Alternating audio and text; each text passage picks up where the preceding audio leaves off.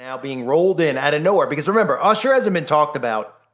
And even when Usher was somewhat big, he was never really big.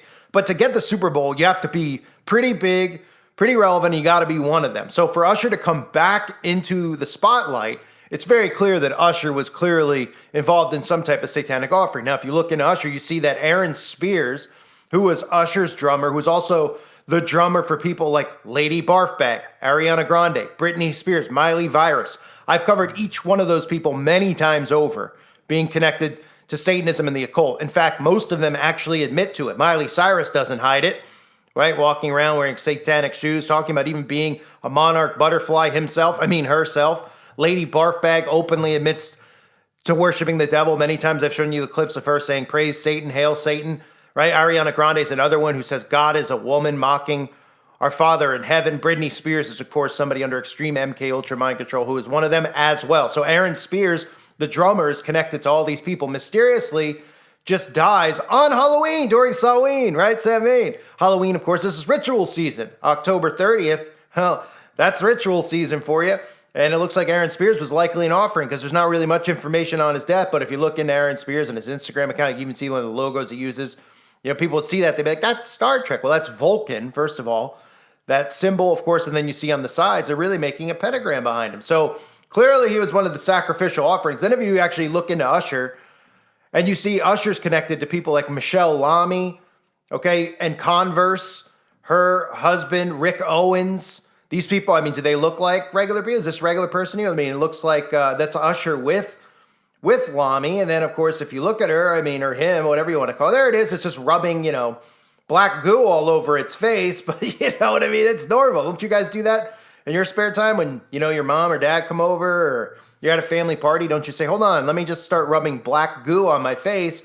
Or, do you go out to pick up things at the grocery store looking like demonic ghouls like these people do? This is Rick Owens and his wife, Michelle Lamy. Now, I'm not just saying it because they look like Satanists. I'm saying it because they literally are Satanists. And if you look at some of the things they rolled out with Converse, like this demon possession, pentagram inversion that they rolled out with Converse. Obviously, Converse has a lot of tie-ins with satanic shoes, etc. Little Nas X. This is all Rick Owens, who's a good friend of Usher. And you can see them hanging out together. I mean, that was a photograph of them hanging out somewhere together, right? So, your tree is known by its fruits, right? But where do you know Usher is one of them? But he plays the cookie cutter role. So people out there think that Usher might be somebody clean and safe.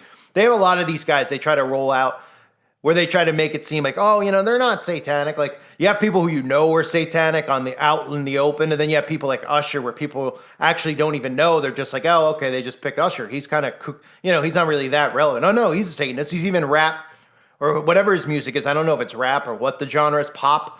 But one of the songs I covered was Chains, which was pushing gun control and the racial agenda. And again, this is the provocateurs here. These are the agents of the government who are brainwashing the masses into the race agenda. This is all communist propaganda that they're pushing for control over our lives. Even rap writing conspiracy, new world order, right? And then, of course, mentioning some of these false flag actors who were involved in some of these fake CIA operation shootings that never really occurred. Then, of course, as Usher is about to perform at the Super Bowl, well, of course they roll Usher out and make Usher trend, even though if you look closely, Usher was trending on YouTube this week with his new video, Ruin, okay? And he's got 300,000 views in a day, which is pretty bad for these people. Now, back in the day, I used to get 300,000 views myself, not being promoted. So for someone who is promoted like Usher, who is going to be put in the trending section because they're trying to gain momentum behind Usher, it's pretty pathetic that he could only garner 300,000 views. But they're pushing Usher out.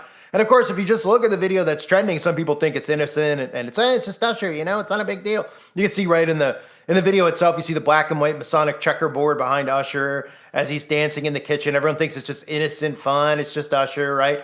You could see this ritual where they throw smoke up in the air. If you look into witchcraft practices and stuff, there are rituals that they do with this, with all sorts, with alchemy and smoke and powder. This is obviously, people are going to see this and they're going to be like, well, it's like LeBron James throwing the smoke in there. So it's a witchcraft ritual.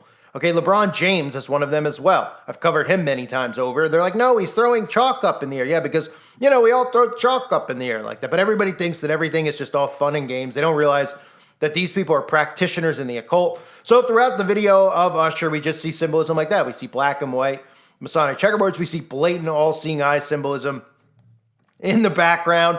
And as the video goes on, and it's just like kind of the same themes we always see, we see the red and white checkerboard on one of the characters in the song. And of course, the red and white checkerboard, in addition to the black and white checkerboard, the red usually means ritual sacrifice.